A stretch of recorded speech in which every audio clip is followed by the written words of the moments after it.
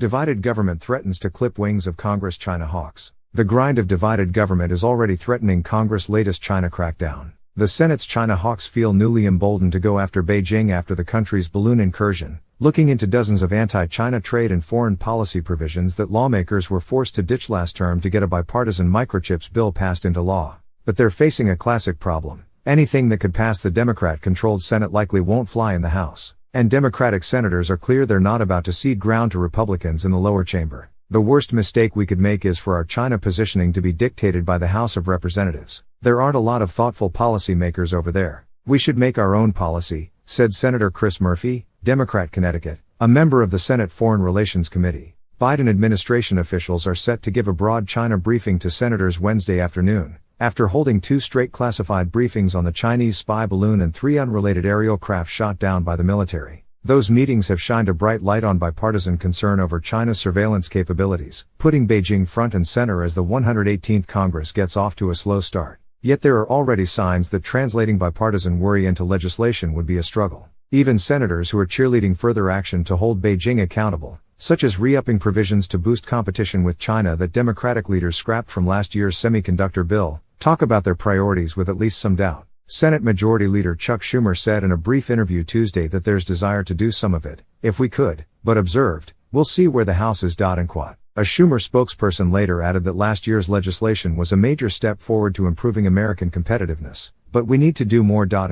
Lawmakers originally had high hopes for that legislation, known as the CHIPS Act, as a way to stand up to China. But the final version did little more than subsidize microchips, with leadership taking out more China-specific provisions in order to ease passage through both chambers after more than a year of bicameral debate. Now, senators are eager to take up those scrapped measures, despite the added problem of partisan gridlock. Senators say even provisions that won bipartisan support last year, such as a trade compromise meant to cut costs for American manufacturers, are unlikely to go anywhere this term. The very strong vote we saw on the trade provisions is hard to remove from support that was behind the broader bill, said Senator Todd Young, Republican Indiana. That was offered as an amendment, and as a standalone, it would be difficult this Congress to get that through, but I think we should try.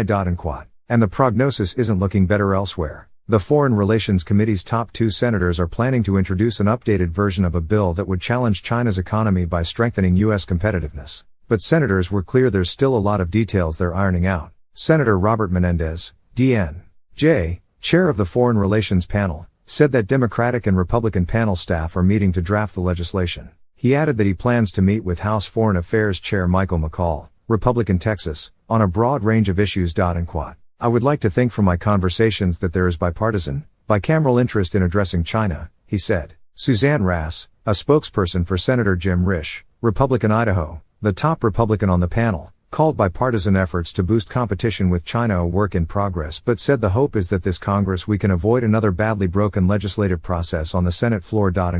On the other side of the Capitol, a spokesperson for McCaul said he is part of the discussion on the potential legislation but had no further details to share about the negotiations. A spokesperson for the Ways and Means Committee, the counterpart to the Senate Finance Committee that worked out the trade compromise last year, did not respond to multiple requests for comment. Meanwhile, the House is on recess until the end of the month, and the Senate is set to be out next week. Not everyone is so pessimistic about the chances of moving legislation. Senate Finance Chair Ron Wyden, D.R., and Ranking Member Mike Crapo, Republican Idaho, both said on Tuesday they're hopeful at least some of the provisions, like removing tariffs on imports from developing nations and goods used by American manufacturers, could be revived this year. And Senator Tim Kaine, Democrat Virginia, who sits on the Foreign Relations Committee, was optimistic that a substantial bipartisan committee vote on China competition legislation could lead to movement on the Senate floor. As for the prospects of passage in the House, Kaine said this may be one of the bills where it actually helps for the Senate to go first. On the national security side, Democrats and Republicans on both sides of Capitol Hill have sought to nudge the Pentagon to better posture U.S. forces in the Pacific in order to deter Beijing.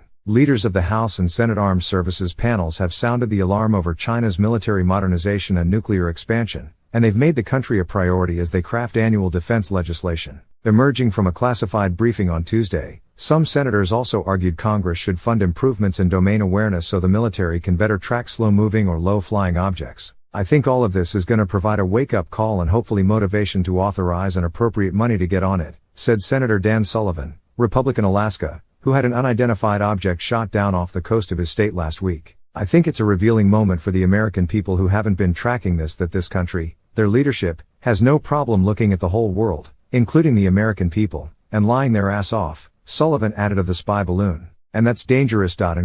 There's also been bipartisan consensus on arming Taiwan as concerns grow that China could be rapidly building its military capability to invade the self-governing island in the coming years. Defense policy legislation enacted in December incorporated a swath of provisions proposed by Menendez and Risch aimed at beefing up Taiwan's defense. Lawmakers notably voted to step up arms sales to Taiwan, greenlighting $10 billion in security assistance over the next 5 years. If there's one thing that seems to unify Republicans and Democrats today, it's addressing the China threat, and the spy balloon probably got everybody's attention like nothing else, said Senator John Cornyn, Republican Texas. Yet he underscored the huge scope of the challenges we face on the issue beyond the balloon episode. An aggressive China, not only economically, but also building a huge military and nuclear arms threat to not only Taiwan, but also to the region and the rest of the world.